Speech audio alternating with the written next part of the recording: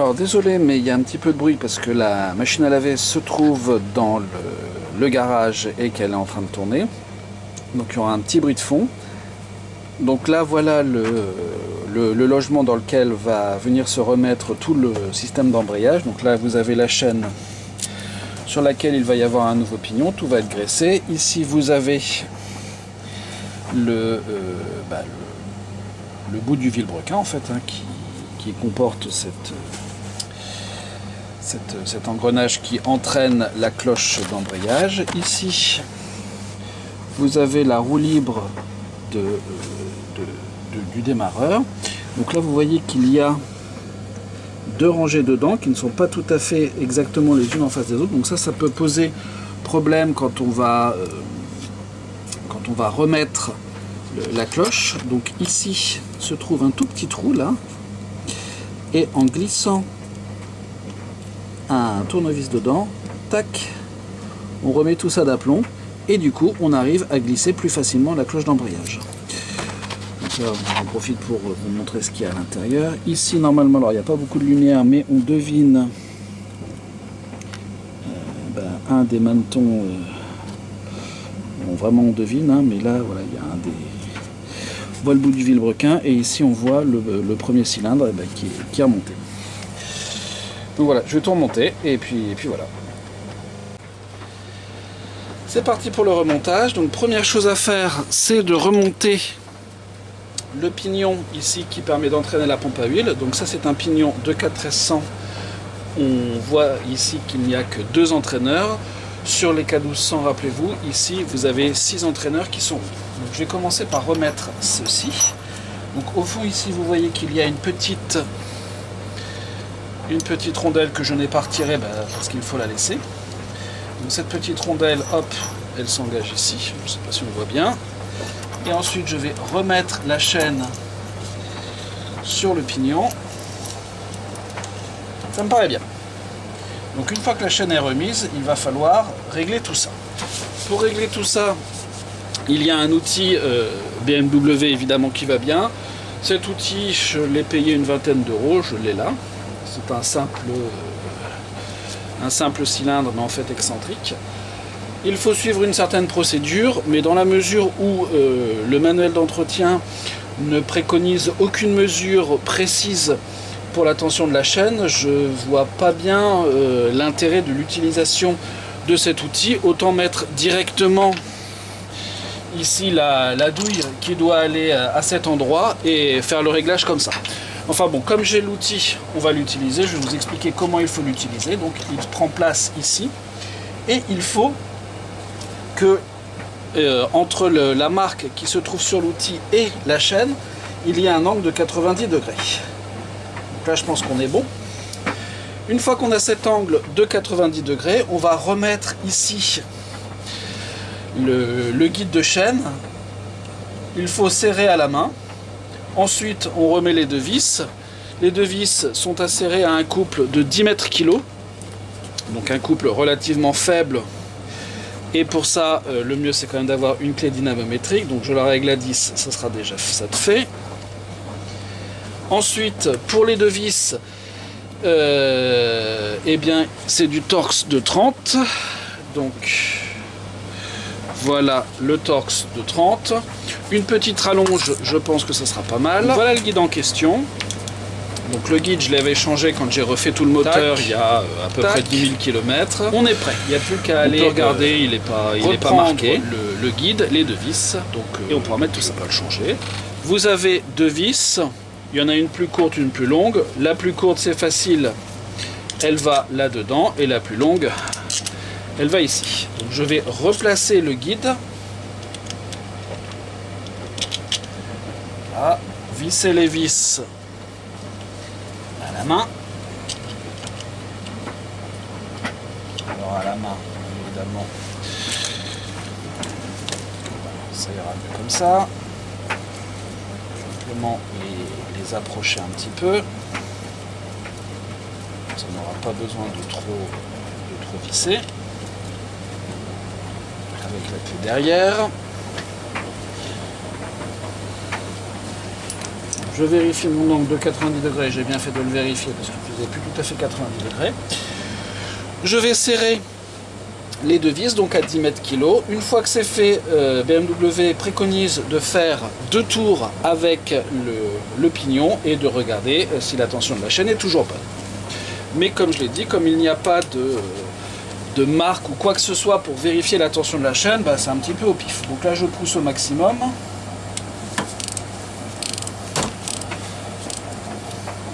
Évidemment, c'est tout sauf pratique. Voilà, là c'est bon, c'est au contact. Je pousse avec un doigt au maximum et avec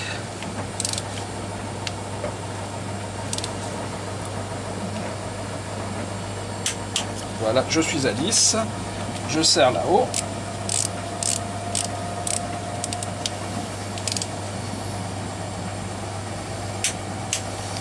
Et voilà. Donc là, a priori, la chaîne est tendue. Je fais 2 tours. Un demi. Un et demi. 2 tours. Voilà.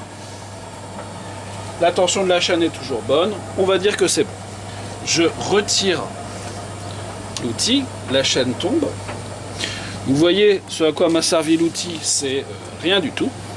Et ensuite, je vais glisser là-dedans le roulement cage que j'ai sorti au démontage et la douille que j'ai sortie au démontage. Évidemment, je vais noyer tout ça dans l'huile. Donc, j'ai de l'huile moteur. Vous voyez là, j'en fous pas mal. J'en mets pas mal sur ce roulement parce que un des problèmes de ce moteur, c'est quand même la lubrification de la partie embrayage, donc ne pas lésiner. La douille, même chose. Hop là, je la mouille bien. Tant qu'à faire, hein, j'en recolle un petit peu ici, ça mange pas de pain. J'enfonce la douille. Et voilà. Maintenant, le réceptacle, disons, est prêt pour recevoir ma cloche d'embrayage. Donc la cloche, c'est une cloche de 4S100 pour laquelle les ressorts faisaient du bruit. Donc les ressorts ont été changés.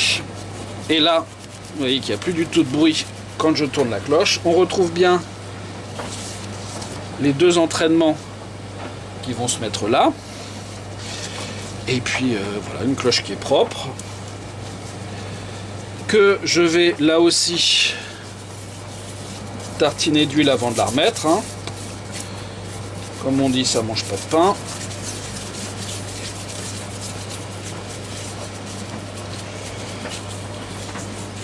Voilà.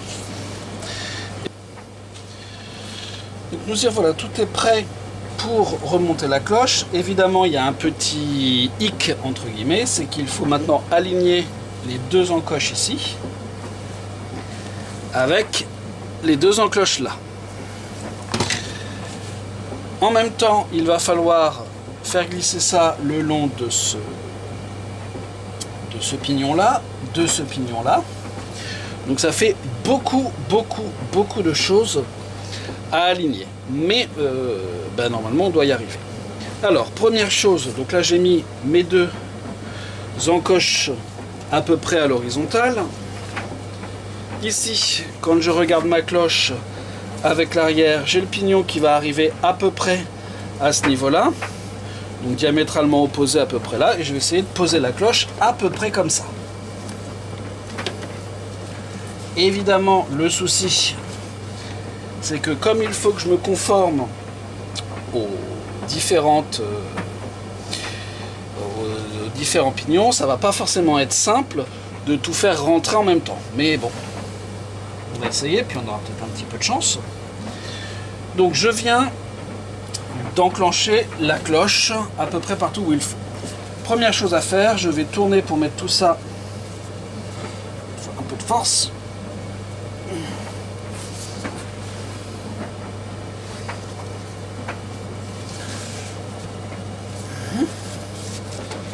Et 1 et 2 et 3.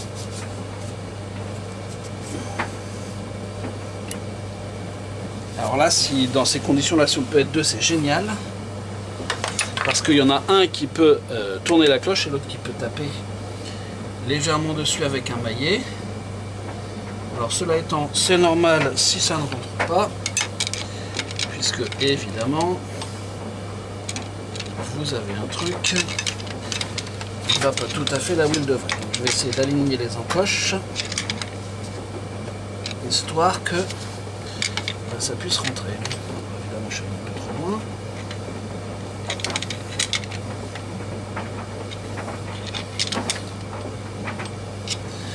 Là, ça me paraît pas trop mal.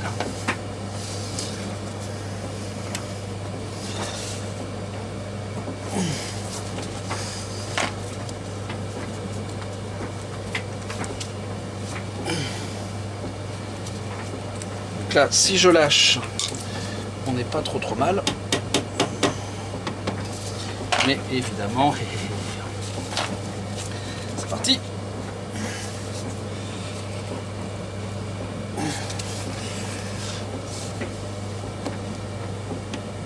Voilà, c'est enclenché. Ensuite, avec mon reste de tournevis, je vais faire levier ici. Ça fonctionne et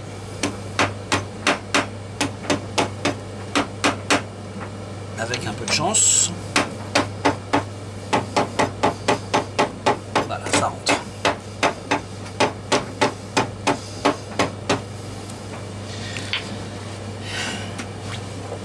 Et là, voilà, on n'est pas trop mal enfoncé. Évidemment, c'est pas encore l'idéal parce que tout ça devrait être à fleur. De même ici, là, ça devrait être à fleur. Il manque à peu près l'épaisseur des deux tétons qu'il y a derrière. Et là maintenant, c'est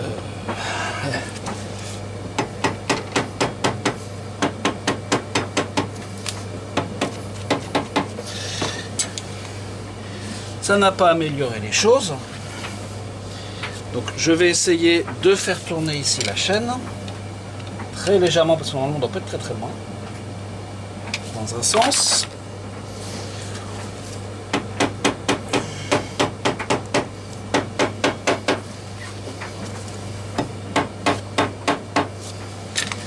Ça n'a pas l'air de fonctionner, donc on va faire ça dans l'autre. Voilà.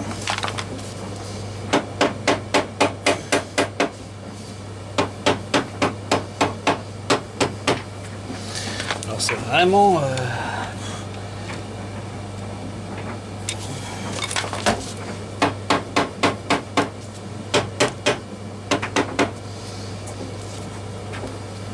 on a l'impression que c'est rentré, mais en fait non. Si on regarde bien l'attaque, on voit qu'il en manque.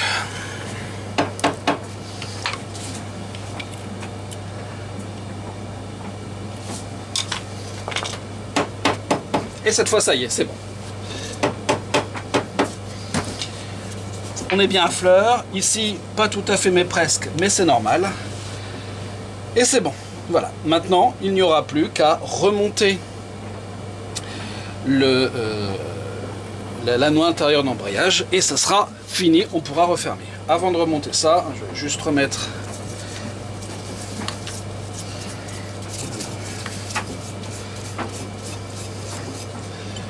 je mets bien de l'huile pour une raison relativement simple, hein.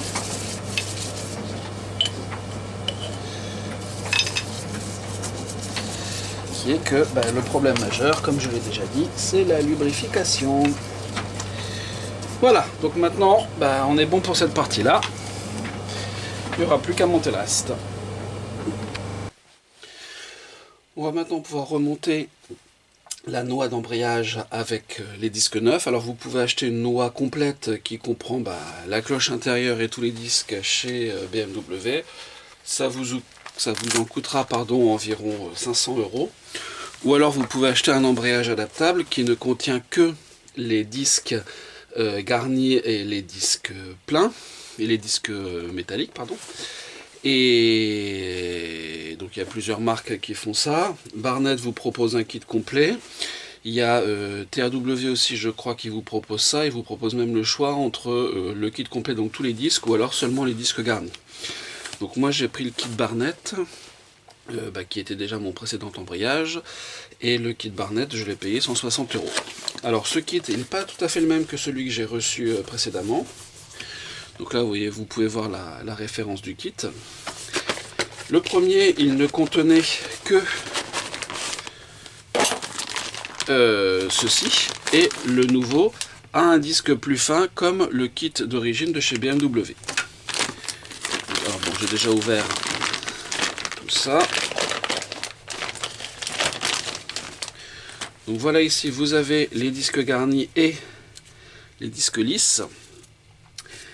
Donc il va falloir faire bien attention parce que tous les disques tous les entraîneurs font 14, sauf un qui ne fait que 13, qui est légèrement plus petit. Alors évidemment tout ça doit correspondre à aux entailles qui sont là-dedans.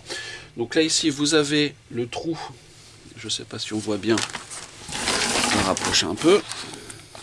Là vous avez un trou dans la cloche qui ne se trouve pas ailleurs, et c'est là que se trouve l'entraîneur de 13. Donc l'entraîneur de 13 doit rentrer là-dedans, tac. Et évidemment le petit disque aussi, sauf que lui il faut le décaler, donc il ne va pas rentrer dans une de ces grandes entailles, mais dans une des petites juste à côté.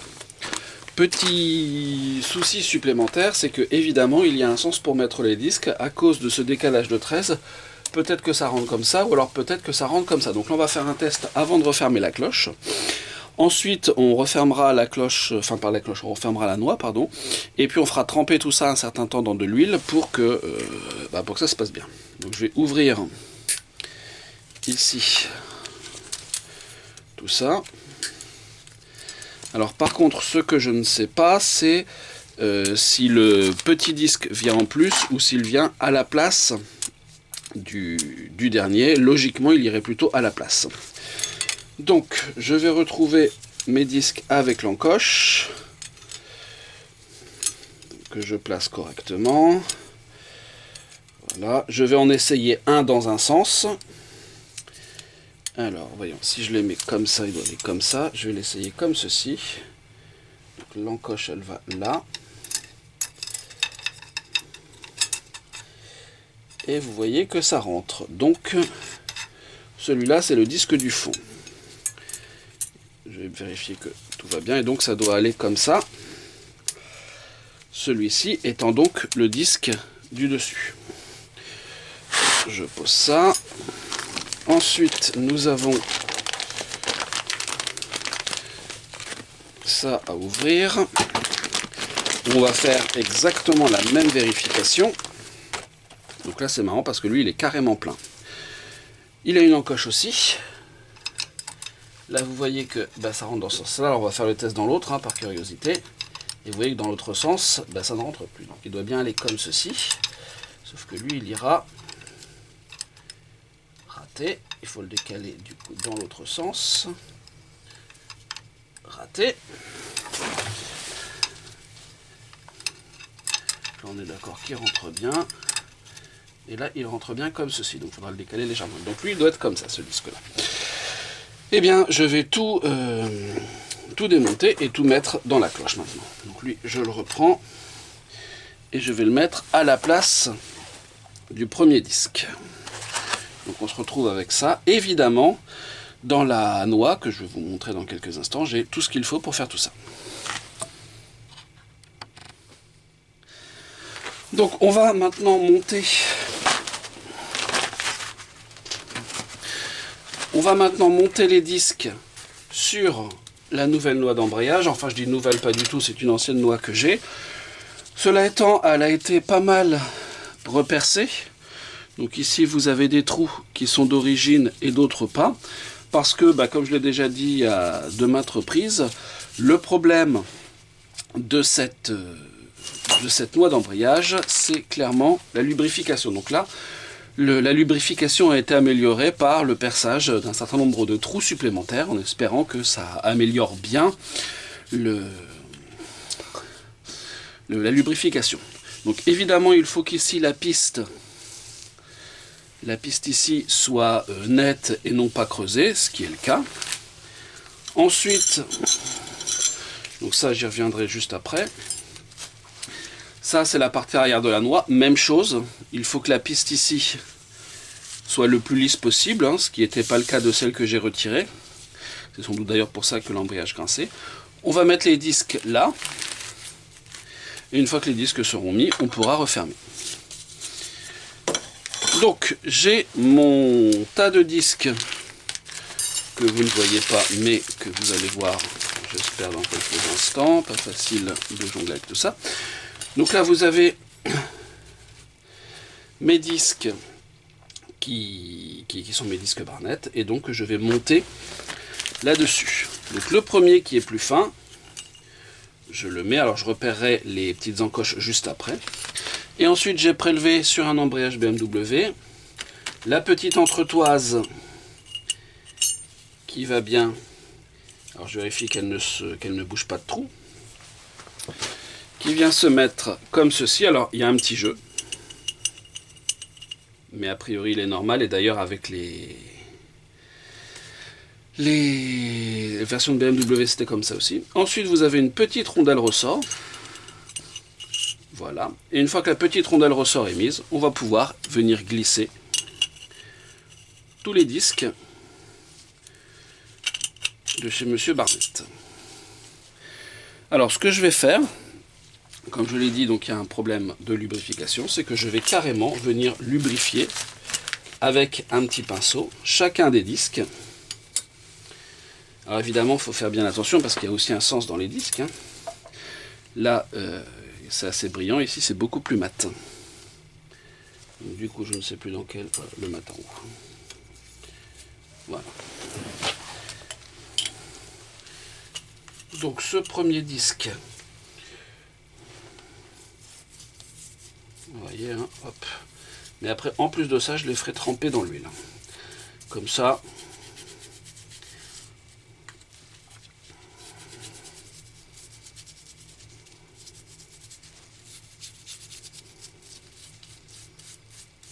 Là, s'il y a un problème de lubrification, je ne comprendrai pas.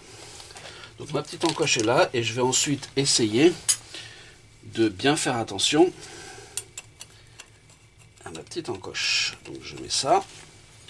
Ensuite le deuxième disque.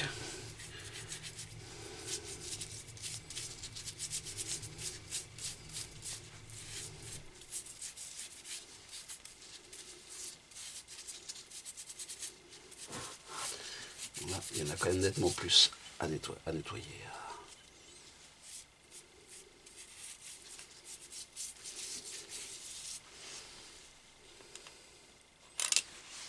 Alors ma petite encoche, elle est où? Elle est là. Tant qu'à faire, hein.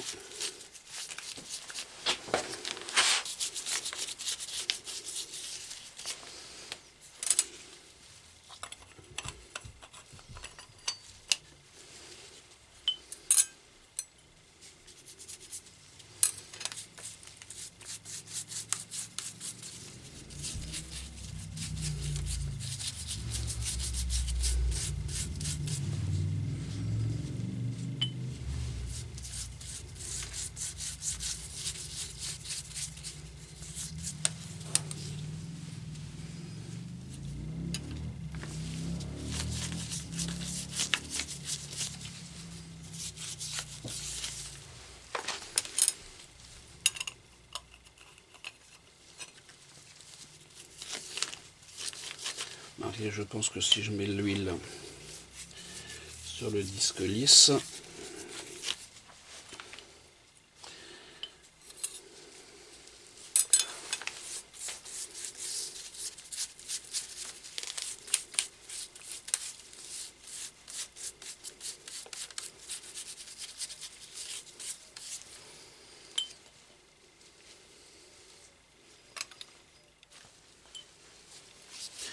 bien sûr, comme huile, j'ai mis de l'huile qui va bien pour les embrayages, hein, c'est pas de l'huile voiture, c'est de l'huile norme Jazo MA2.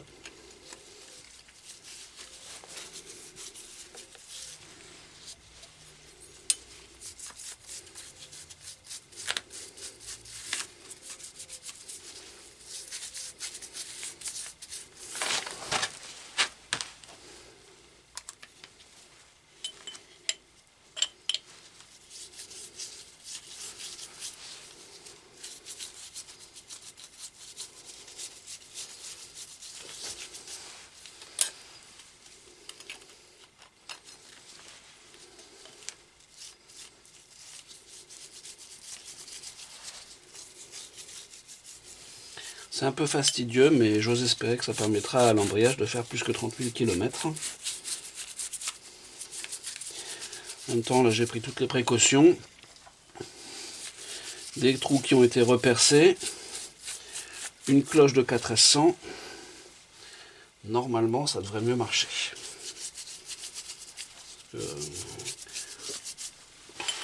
Au moins 4 embrayages en 140 000 km. C'est trop.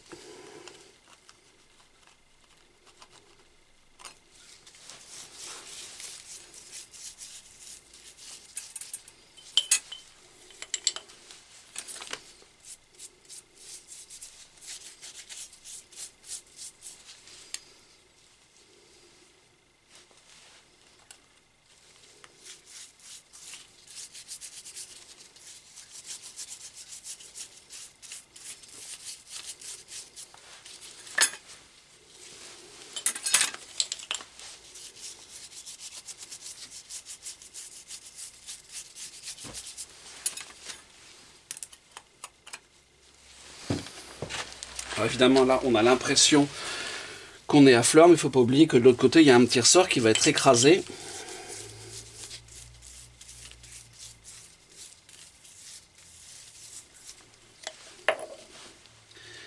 À l'embrayage. Donc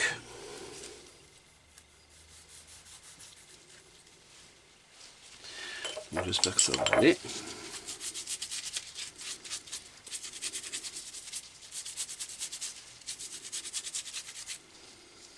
Du coup, celui-là, je ne sais plus.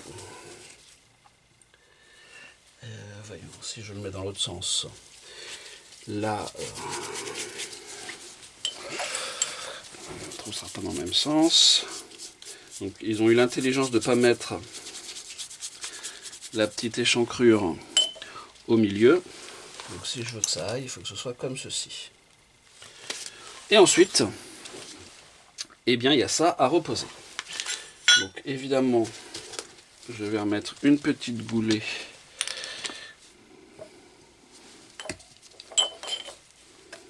d'huile. Hop, bien ici.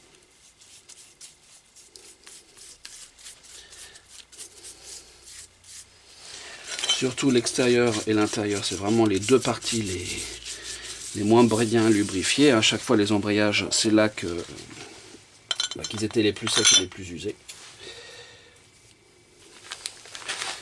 Donc voilà,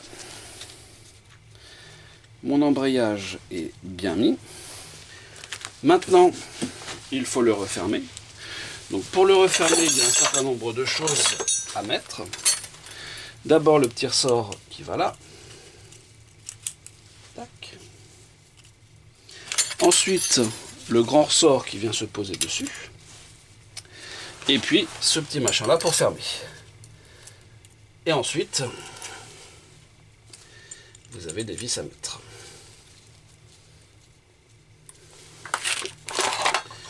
Alors les vis se ferment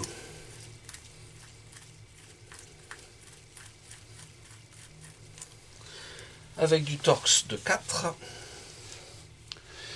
Alors il faut les serrer à 8 Nm, mais le serrage ne doit s'effectuer que quand la cloche est en place sur la moto, pour une raison très simple, c'est que si on le fait avant déjà, on a du mal à serrer au bon couple, et que deuxième chose, on peut avoir un décalage entre les engrenages qui sont, on ne le voit pas, ici à l'intérieur de la cloche et les entraînants sur les côtés, et si c'est trop serré, on n'arrive plus on n'arrive plus du tout à mettre l'embrayage, il faut tout redémonter. Et c'est agaçant. Et puis en plus du remontage, si c'est trop serré, l'huile va avoir du mal, beaucoup de mal, à entrer dans les interstices. C'est quand même juste pour aller au contact, mais vraiment sans trop serrer. Puis ensuite on va plonger ça dans un récipient avec de l'huile. On fait juste ça pour pas que tout s'en aille là-dedans.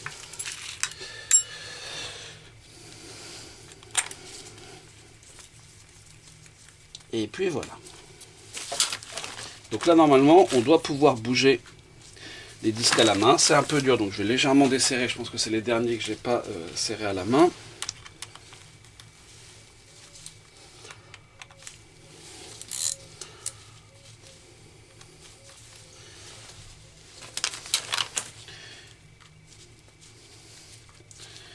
Bon, ça reste un petit peu dur, sauf le premier à cause du ressort, mais une fois que tout sera serré au couple qu'il faut, bah, tout se promènera correctement. Donc dernière étape, on prend un récipient, on met l'embrayage dedans, et ensuite, on met de l'huile. Alors évidemment, j'ai fait le récipient est propre, hein.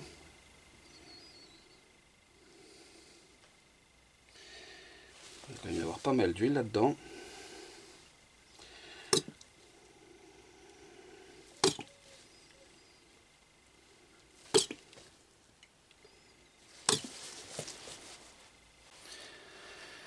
Comme le récipient est propre, hein, je pense qu'on pourra utiliser l'huile pour la vidange.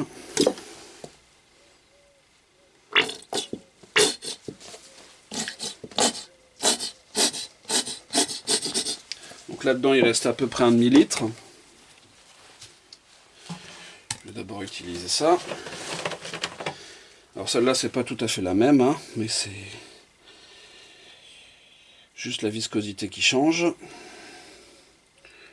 Je mets tous les restes d'huile moto.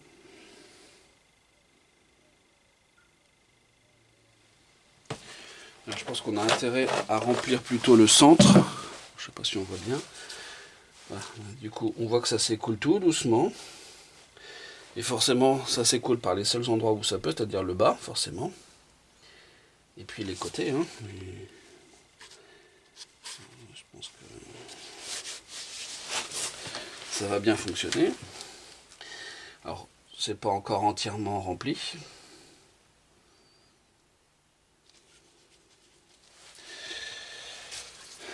On va verser 1 litre.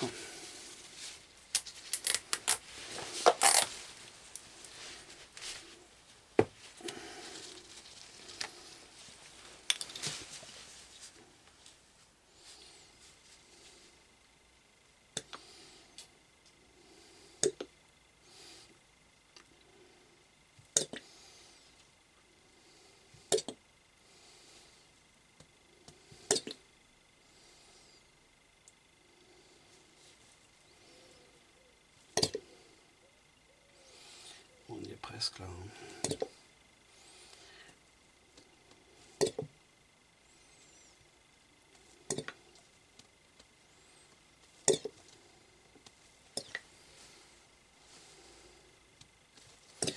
Voilà, bon, en gros il a fallu 2 litres d'huile. Et on va maintenant laisser l'embrayage s'imbiber. Une fois qu'il sera imbibé cet après-midi, on pourra tout remonter. Et puis ça sera bon normalement.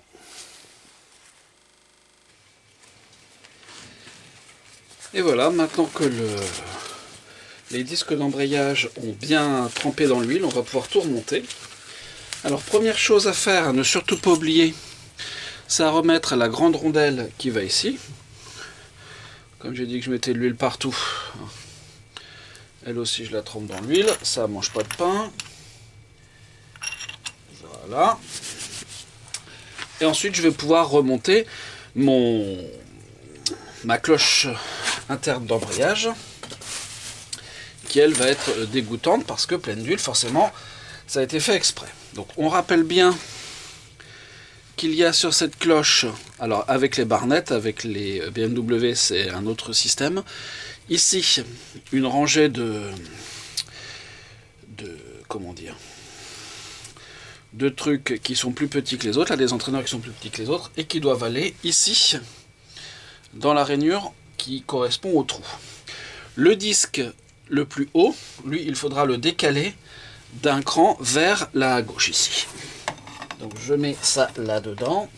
Tac. Alors, bien évidemment, comme il n'y a aucune raison que ça marche bien, voilà. Et il faut que tous ces disques correspondent J'aurais dû mettre quelque chose. Voilà. Il faut que ça corresponde aussi aux crans qui sont au milieu. Donc, évidemment, une fois que ça va être encliqueté, ça sera bon pour tout le monde. Alors, il faut faire bouger.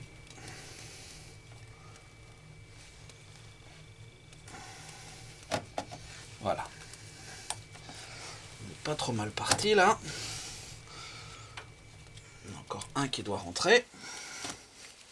Et le dernier, tac, je le décale légèrement. Et c'est bon, tout est rentré. La cloche est dedans. Donc maintenant, je vais serrer. Il faut donc que je serre ces vis-là au couple prescrit qui est de 8 Nm. Alors je pourrais serrer comme ça, mais il y a un petit souci entre guillemets qui est que si on serre direct, il risque d'y avoir un petit souci au remontage et qu'on soit obligé de forcer. Ça, vous voyez là, déjà là, ça rentre pas bien droit. Voilà, là c'est bon. Je vais serrer mes vis au couple qui est prescrit, donc 8 Nm. C'est, comme on les a montés tout à l'heure, la même chose. Pas Torx, mais clé Allen de 4. Petite clé dynamométrique que je vais régler bien comme il faut à 8 Nm. Voilà, c'est bon. Et on va pouvoir serrer. Bien sûr, une fois que ça sera serré, je retirerai ça pour pouvoir mettre la vis bien comme il faut.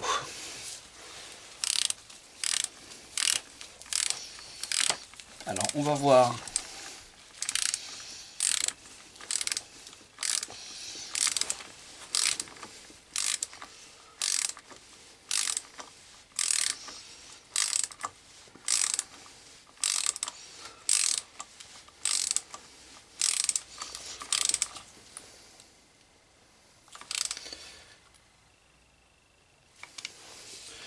Je vais peut-être serrer le reste d'abord à peu près comme il faut.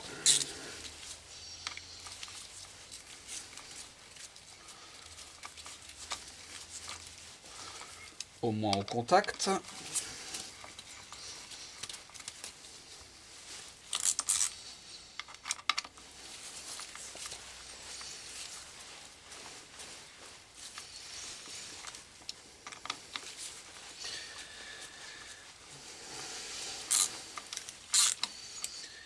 Bien sûr, là-dedans, tout ça est entre guillemets pourri d'huile.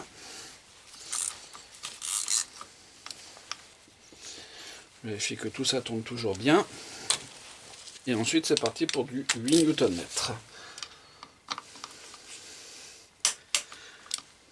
Voilà.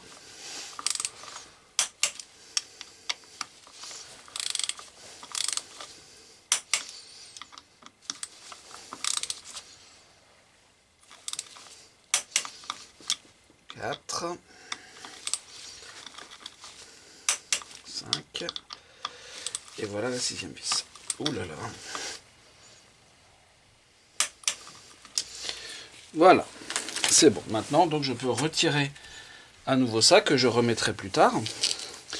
Maintenant, il va falloir mettre la grosse vis. La grosse vis qui, je le rappelle, se sert au couple de 30. Donc là, vous voyez que c'est en train de pourrir tout ça, mais c'est pas bien grave. Donc douille de 30. Et là, par contre, il va falloir serrer extrêmement fort. 190 Nm. C'est énorme. Pour ça, bien sûr, il va falloir que je remette la raquette. Mais d'abord, si jamais il y a une petite modification ici dans la rotation, je vais retirer ma pige de vilebrequin. Donc là, c'est du Torx de 30.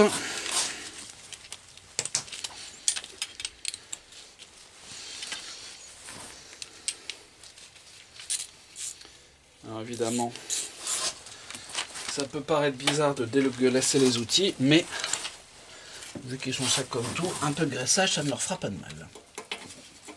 Hop. Voilà.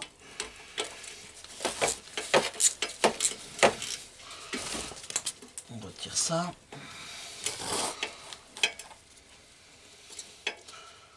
Maintenant, de toute façon, il n'y en a plus besoin. Il ne faudrait surtout pas que ça force sur l'outil en question. Hop. On remet tout de suite le capteur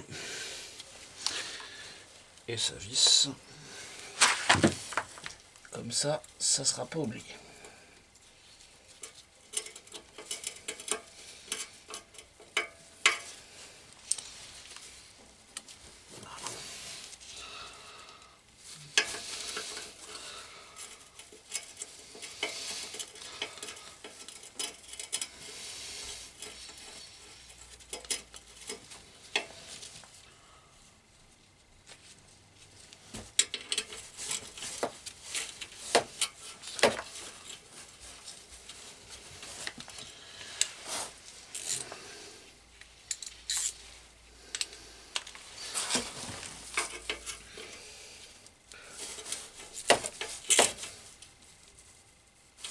Voilà, c'est bon.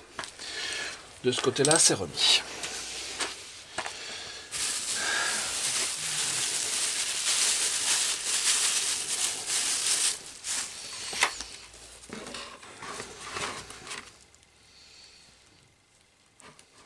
Voilà, ça va être comme ça sera quand même pas mal. Donc, ma raquette, on va dire. Alors, cette fois, évidemment, comme je vais serrer dans l'autre sens, il faudra que ça prenne appui en dessous du repose-pied.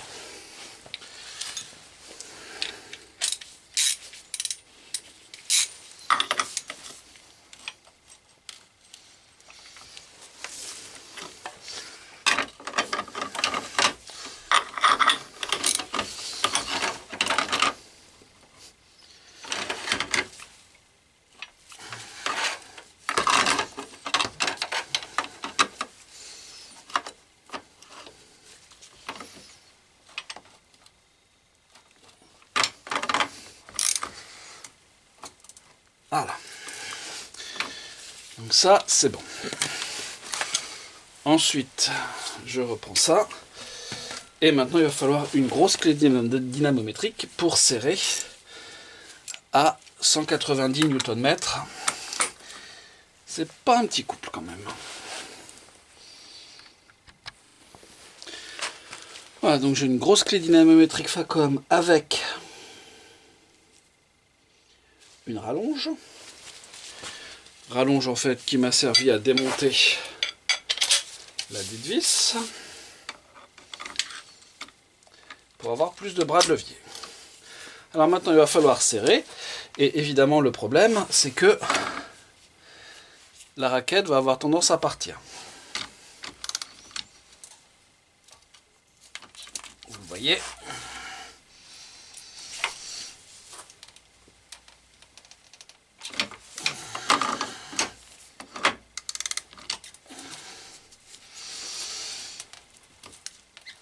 C'est tout sauf simple.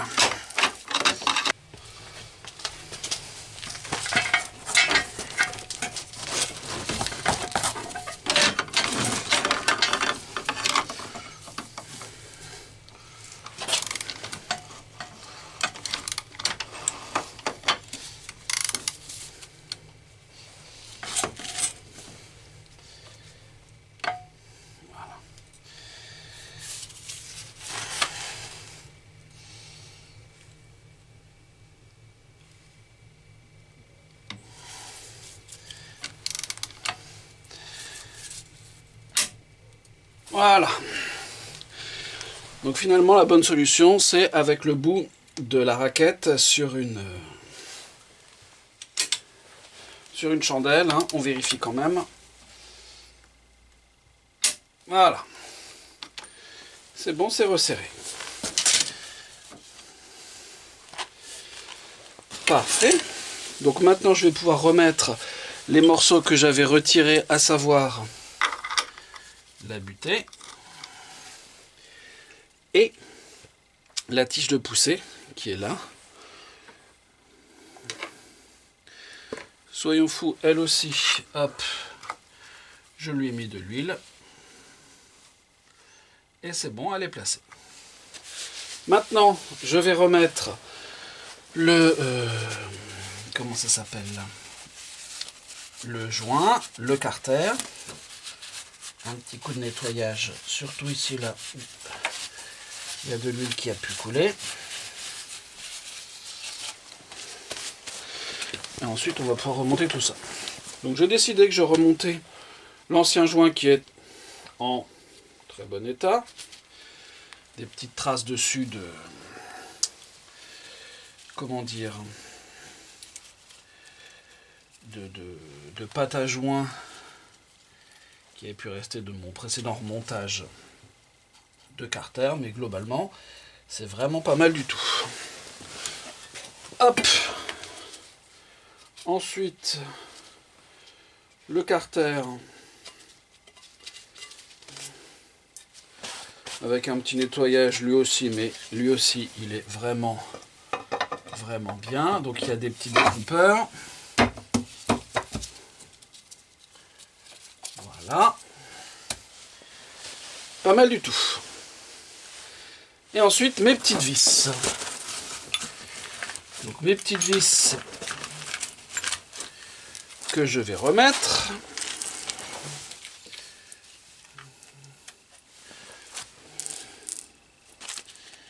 Donc 17 et une plus courte. Alors, en même temps, c'est le plus courte. Hein. C'est pas non plus énorme.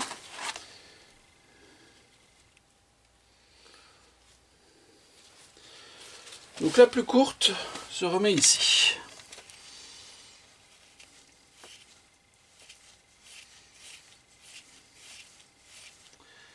Donc là,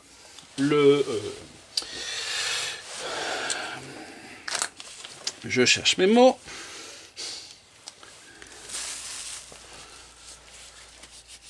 Le crotte. Le couple de serrage pour toutes ces vis-là, c'est 3 Nm, plus derrière un petit serrage angulaire à 90 degrés. Donc, on va faire tout ça. Je vais toutes les approcher, comme il y a pas mal de tours, à la visseuse, au couple de serrage de visseuse le plus faible que je peux avoir. Ensuite, en vissage, ça sera mieux. Donc voilà le couple le plus faible. Comme vous voyez, hein, c'est vraiment très faible. Et ensuite, il y a un ordre à respecter pour le vissage. Donc l'ordre est le suivant. Vis numéro 1, ici. Ensuite, la numéro 2, c'est celle-là. 3, 4, 5 jusqu'ici. Et ensuite, on repart de là pour finir là. Évidemment, je vais suivre cet ordre pour le vissage, le pré-vissage, on va dire. Donc numéro 1. Voilà. Ensuite, numéro 2, juste après l'oreille, ici. Voilà. Numéro 3 qui va là.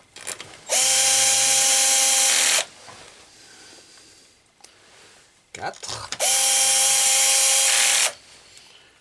5. 6. 7. 8. 9. 10. 11. 12 qui est déjà mise. 13. Et ensuite on repart d'ici, numéro 14. Là.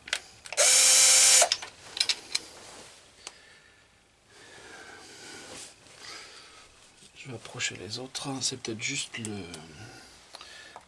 C'est peut-être juste... Non. C'est peut-être juste le joint qui est pas très bien mis. On va vérifier ça.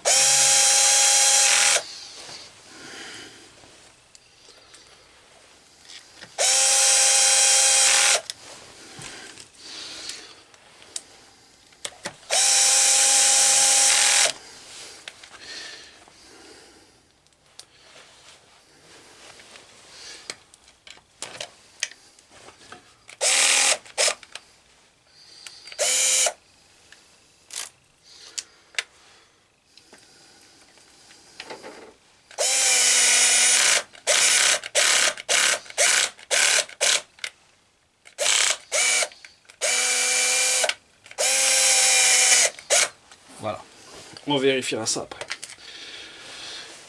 Donc voilà, là j'ai remis toutes les vis. Elles sont juste positionnées, elles ne sont pas complètement serrées. Et pour cause, donc 3 Nm, c'est vraiment très très peu. Et derrière, il faudra le serrage à 90 degrés. Donc 3 Nm. 2, 3. Alors évidemment, on peut choisir entre guillemets de ne pas faire ce serrage angulaire, de ne pas faire ce respect de couple et d'y aller un petit peu au pif. Alors là, ça c'est déjà que les vis cassent facilement. Donc là, j'ai réutilisé des vis parce qu'elles avaient l'air en bon état, mais je ne suis pas du tout à l'abri qu'il n'y en ait pas une qui casse. Alors souvent, elle ne casse pas au serrage de 3, hein, elle sert au serrage angulaire. Donc là, on y va. Donc ça, c'est la numéro 1.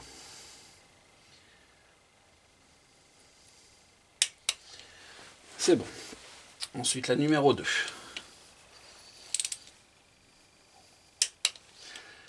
3. Comme vous pouvez le voir, vraiment avec la visseuse, ça a vraiment été vissé de façon très très faible. Vraiment juste pour les approcher. Parce que si on fait tout à la main, c'est super long.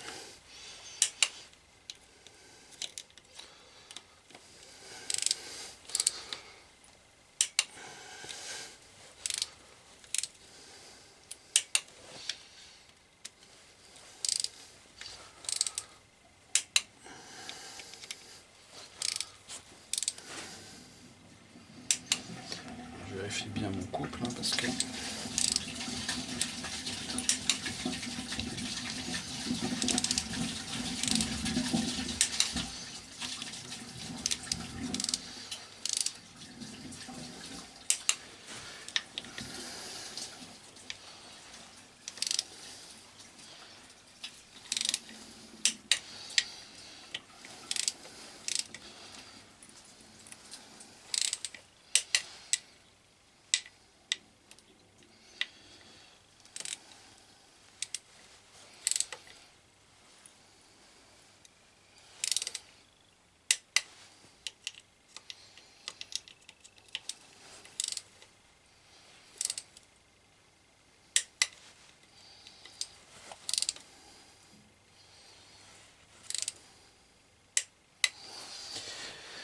Et voilà. Donc maintenant, allons-y pour 90 degrés. Donc 90 degrés, là, c'est relativement simple. Hein, c'est un quart de tour. La première est passée. Plus que 17. Deuxième. 3.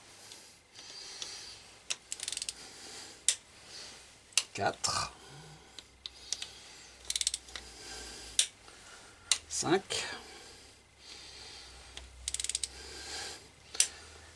6. 7. 8. Alors évidemment, mon 90 s'est approché. 9. 10. 11. 12. 13. 13 vis. 14. 15. 16, 17 et 18.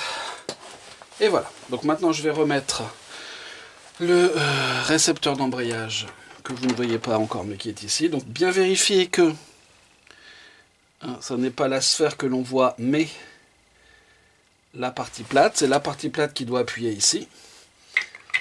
On remet ça et c'est bon. Là-dessus, il faut que je les retrouve.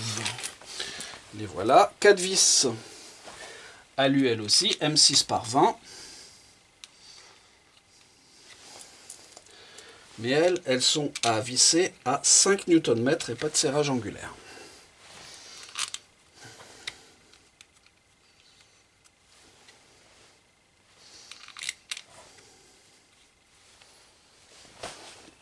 Je vais reprendre la visseuse.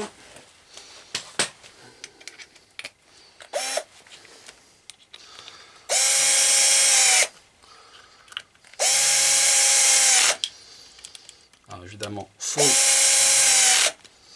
que ça aille au contact. Et là c'est bon. Je vais baisser un peu ça.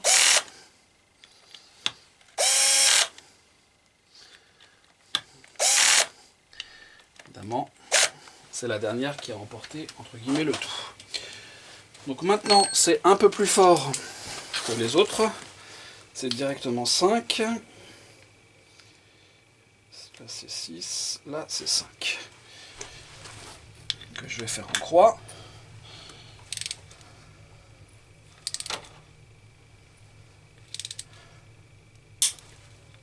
Voilà, quand je disais que... Voilà, là c'est cassé. Quand je disais qu'il faut les changer régulièrement, c'était pas de la blague. Donc là je suis bon pour tout recommencer. Heureusement, ces vis-là, comment dire, il n'y a pas besoin de tout retirer. Donc il n'y a pas besoin de changer le joint. Et il n'y en a que 4, c'est pour ça que celles-là, je les essaye toujours. Donc voilà, je suis bon pour démonter et recommencer.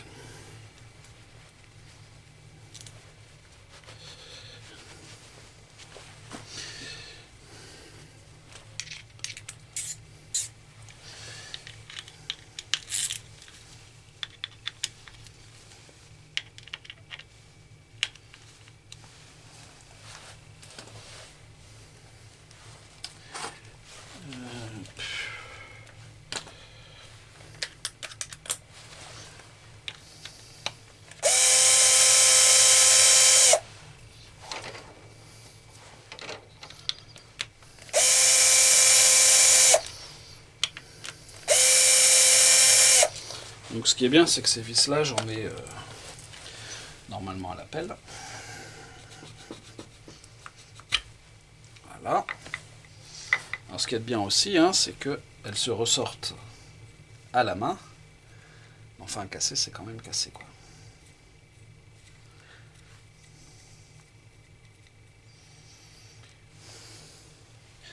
Voilà, la vis est cassée. Donc, et voilà, j'ai fini de tout remonter. Donc les 4 vis ici, serrées au couple de 5. Les 2 vis ici, même chose, 5 Nm. Tout est refermé. Il n'y a plus qu'à remettre le carénage et puis à aller faire un tour d'essai.